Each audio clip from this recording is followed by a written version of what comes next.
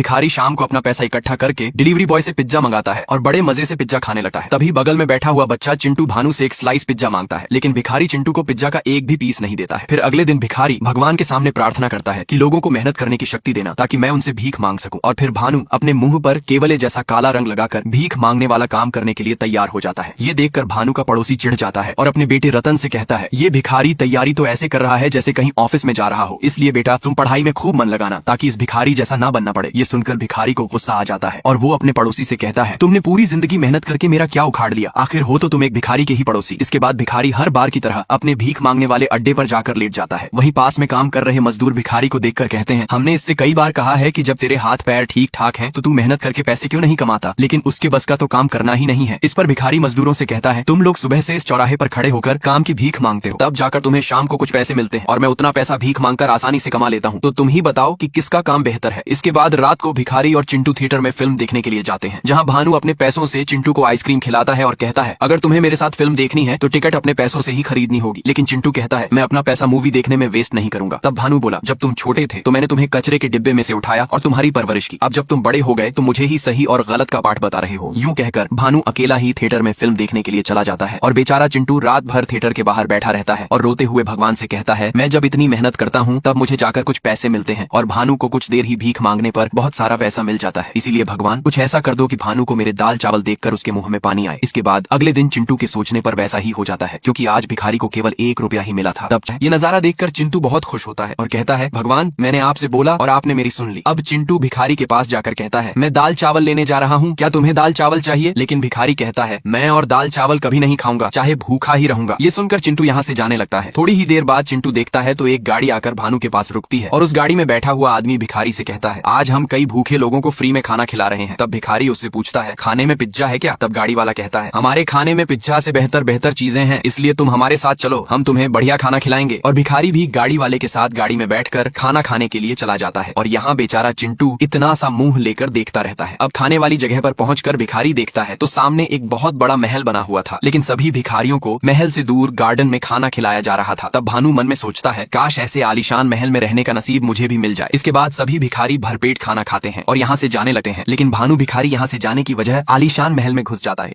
ये देखने के लिए कि जब महल बाहर से इतना सुंदर है तो अंदर से कितना सुंदर होगा। और यहाँ चिंटू टेलीफोन बूथ से भिखारी को फोन लगाने लगता है। तब भिखारी चिंटू का फोन उठाकर उसे सब कुछ बताता है, मैं एक बहुत बड़े महल के अंदर हूँ। ये सुनकर चिंटू कहता है, अरे तुम जल्दी वहाँ से आ जाओ, अगर तुम्हें किसी ने देख लिया तो चोर समझकर बहुत मारेंगे। तभी महल में भिखारी की नजर एक रीना नाम की लड़की पर पड़ती है। ये देखकर भानु दुम दबाकर भागने लगता है, लेकिन सभी गेट तो लॉक थे। अब चिंटू भानु से कहता है, तुम ऊपर वाले कमरे में चले जाओ, शायद वहाँ पर कोई बालकनी होगी तो वहीं से तुम भाग जाना। जिसके बाद भानु सीढ़ी की मदद से ऊपर जाता है, लेकिन वहाँ उसकी नजर एक हीरा नाम के आदमी पर पड़ती है और वहीं रीना भी आकर हीरा के साथ कॉफी पी रही थी। तब हीरा रीना से कहता है, ये इतना बड़ा महल है फिर भी तुम मेरे पास क्यों चिपकती हो? ये सब सुनने के बाद रीना हीरा से कुछ नहीं कहती है। तब भानु सोचता है, इस लड़की ने अपने बॉयफ्रेंड के साथ मिलकर अपने पति को धोखा दिया है। और यहाँ चिंटू भिखारी से कहता है, तुम जल्दी वापस आ जाओ, लेकिन भानु कहता है, अब मैं वापस नहीं आऊंगा। और ये कहकर भिखारी चिंटू की कॉल कट कर देता है। इसके बाद भिखारी पूरे महल में जगह जगह पर घूमने लगता है और भानु को फ्रिज में जो खाने की चीज मिलती है वह उसे बड़े मजे से खाने लगता है। यहाँ तक कि भिखारी आज पहली बार बादब में भी नहाता है और बढ़िया से बढ़िया कपड़े पहनकर कोमल बिस्तर पर आराम से सोता है। और तभी भानु को सपने में अपनी पत्नी काजल के साथ बिताए हुए दिन याद आते हैं, जब भानु और काजल फुटपाथ पर सो रहे थे और भानु को जोरों से नींद आ रही थी। तब काजल भानु से पूछती है, आज तुमने मजदूरी पर कितना बोरी उठाया है? तब भानु कहता है, आज मैंने पूरी 258 बोरी उठाई है। इस पर काजल भानु से कहती है, तब तो तुम्हारी पीठ में दर्द हो रहा होगा, तुम पीछे घूमो, मैं मालिश कर देती हूँ। लेकिन भानु कहता है, मालिश की कोई जरूरत नहीं है, और हाँ कुछ दिनों में तुम्हें एक आलिशान घर गिफ्ट करूंगा। और इतने में रात के 2:30 पर महल में भानु की नींद खुल जाती है। तब भानु देखता है तो हीरा दरवाजे में से झांक कर कुछ देख रहा था और गुस्सा होकर वहाँ से जाने लगता है। तब भानु भी जाकर दरवाजे के पीछे देखता है तो कमरे में रीना अपने पति हरि की लाश को काट रही थी। और तभी भानु को हरि का भूत दिखाई देता है, जिसे देखकर भानु डर जाता है और जोर से चिल्ला देता है। उसकी चीख सुनकर रीना भी यहाँ आ जाती है और भिखारी को देखकर तो रीना भी डर जाती है। तब भानु अपनी जान बचाने के लिए यहाँ से भागने लगता है। तभी भानु का पैर सीढ़ी पर से फिसलने के कारण वह नीचे गिर जाता है और बेहोश हो जाता है। जिसके बाद अगले दिन भानु को होश आता है तो वह रीना को एक मोटे आदमी के साथ देखता है, जिसे रीना कुछ बता रही थी। और वह आदमी भानु का फोन चेक करता है तो समझ जाता है कि उन भिखारियों में भानु भी यहाँ खाना खाने आया था। और तभी ये मोटा आदमी नोटिस करता है कि शायद भानु होश में आ गया है, लेकिन यहाँ भानु मरने की एक्टिंग करता है, जिससे मोटा आदमी एक कुल्हाड़ी लेकर भानु को मारने ही वाला था। इतने में भानु होश में आकर मोटे आदमी के सामने हाथ जोड़कर कहता है, मुझे मत मारो। तब मोटा आदमी कहता है, अगर हमने तुम्हें जिंदा छोड़ दिया और तुमने पुलिस वालों को हमारी सच्चाई बता दी तो हम फिर क्या करेंगे? लेकिन भानु कहता है, मैं आपके इस कारनामे के बारे में किसी को कुछ नहीं बताऊंगा, बस आप मुझे मत मारना। तब मोटा आदमी कहता है, ठीक है मैं तुम्हें नहीं मारूंगा, लेकिन मैं जो कहूंगा तुम्हें वो करना होगा। वो काम ये है कि तुम्हें किसी की की नकल करनी होगी। और भानु भी मोटा आदमी का काम करने के लिए हाँ कर देता है। ये सुनकर रीना मोटा आदमी से कहती है, ये भिखारी हमारा काम कैसे कर पाएगा। तब मोटा रीना से कहता है, आजकल भिखारी नकल करने में बहुत एक्सपर्ट होते हैं और ये भिखारी हमारा काम अच्छे से कर देगा। और फिर ये लोग भिखारी को काम के बारे में समझाने लगते हैं कि ये इतना बड़ा महल एक राजा का हुआ करता था जिनकी कुछ दिनों पहले मौत हो चुकी है और उनकी एक बेटी मंदाकिनी और एक नाजायज औलाद है और राजा अपनी प्रॉपर्टी 2 हिस्सों में देने का प्लान बना रहे थे। और आज राजा की बेटी मंदाकिनी अपने बेटे वरुण के साथ यहाँ पर आने वाली है, तो तुम्हें उनके सामने राजा की नाजायज औलाद बनने की नकल करनी पड़ेगी। तब भिखारी कहता है, ये सब तो बाद की बात है, लेकिन तुम्हें तुम्हारे पीछे कोई आदमी नहीं दिख रहा। तब मोटा आदमी कहता है, अरे तुम तो अभी से ही बहुत बढ़िया एक्टिंग कर रहे हो। लेकिन भिखारी एक्टिंग नहीं कर रहा था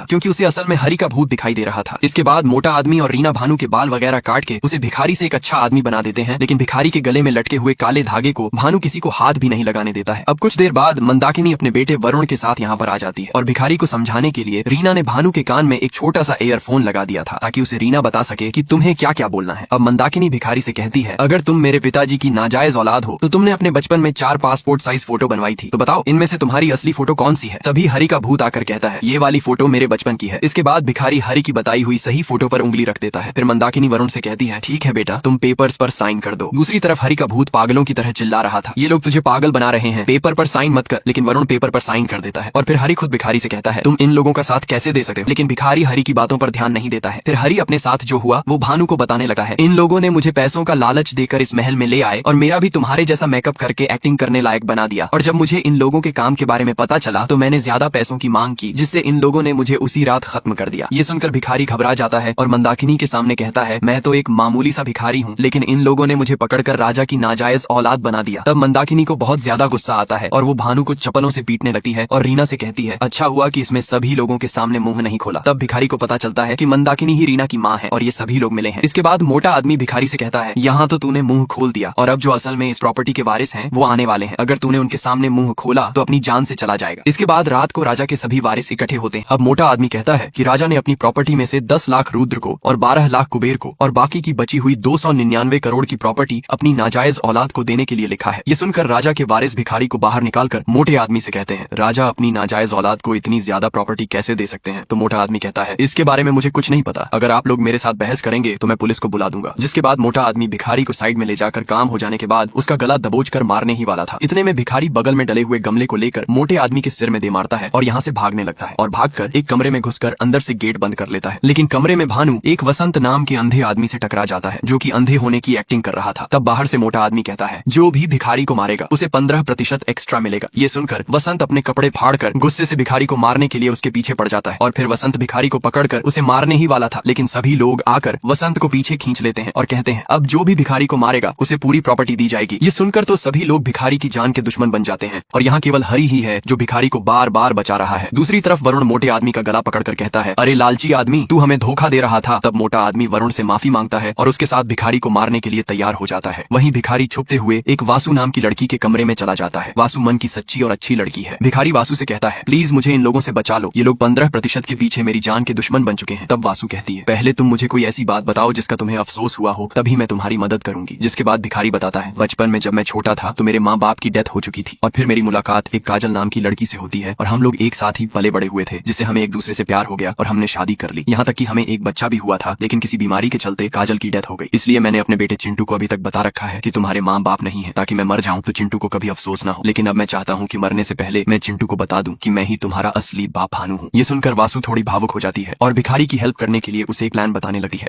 और वासु भिखारी से कहती है, अगर तुम्हें यहाँ से भागना है तो एक ही रास्ता है, मैं यहाँ से सेंडर फेंक दूंगी ताकि सभी लोग आवाज सुनकर मेरे पास इकट्ठे हो जाएं और फिर मैं तुम्हें एक व्हील बॉक्स में डालकर अपने गैराज में ले जाऊंगी। वहाँ से तुम मेरे दादाजी की कार से भाग जाना। दूसरी तरफ कुबेर एक भाला लेकर पर्दे की तरफ फेंकता है। वही भाला मंदाकिनी और उसकी बेटी रीना को लगने वाला था, तो वो कुबेर से कहती है, तू पागल हो गया है क्या। तब कुबेर कहता है, मैं तुम्हें मारने नहीं आया हूँ, तुम पीछे मुड़कर पर्दे की तरफ देखो, मैंने नाजायज औलाद को मार दिया। लेकिन फिर जैसे ही पर्दे को हटाया जाता है तो सभी के होश उड़ जाते हैं और मंदाकिनी तो इतनी जोर से चिल्लाती है कि यहाँ वासु सेंडर फेंकती है तो उस पर किसी का भी ध्यान नहीं जाता है। और फिर पता चलता है कि पर्दे के पीछे मंदाकिनी का बड़ा बेटा वरुण था, जिसे कि कुबेर ने भाला फेंकर खत्म कर दिया। तभी यहाँ पर इन लोगों का बड़ा भाई रुद्र आ जाता है, जो कि इन लोगों से कहता है, शायद वरुण की मौत मौत कुछ देर पहले हो चुकी थी क्योंकि उसके सिर से बहुत खून बह रहा है। इतने में यहाँ पर वही मोटा आदमी आ जाता है और वो इन लोगों से कहता है, अरे वरुण को किसने मार दिया है? लगता है वो भिखारी बहुत खतरनाक है, हमें उससे बचकर रहना चाहिए। इतने में कुबेर सभी लोगों के सामने वरुण की लाश में से भाला निकालने लगता है, लेकिन भाला बॉडी में ज्यादा अंदर होने की वजह से निकल नहीं रहा था। इसीलिए कुबेर मंदाकिनी के सामने वरुण की लाश पर अपना पैर रखकर भाला निकाल लेता है। ये देखकर मंदाकिनी का खून खौल जाता है और वो सभी के सामने कहती है, जो भी मेरे बेटे के कातिल को पकड़ेगा मैं उसे अपने हिस्से की प्रॉपर्टी दे दूंगी। दूसरी तरफ बासु इन लोगों को साइड करते हुए एक बड़े से बॉक्स में भिखारी को डालकर ले जा रही थी, जिसके बाद बासु बॉक्स ले जाकर जैसे ही खोलती है तो उसमें से भिखारी गायब हो चुका था। ये देखकर बासु एकदम से घबरा जाती है क्योंकि किसी ने बॉक्स की अदला बदली कर दी थी और यह काम छोटू ने किया था क्योंकि छोटू को भी पैसों का लालच था और छोटू भी भिखारी को मारना चाहता है। और यहाँ भिखारी जैसे ही बॉक्स से बाहर निकलता है तो उसका पैर नीचे मेट पर डले फेविकोल पर पड़ जाता है और भिखारी के दोनों पैर चिपक जाते हैं। और इसी का फायदा उठाकर छोटू एक लैंप से भिखारी को करंट लगाने लगता है, लेकिन तभी यहाँ पर छोटू की माँ आ जाती है और वो उसके हाथ से लैंप फेंकवा कर कहती है, तुम्हें अपने हाथ गंदे करने की कोई जरूरत नहीं है।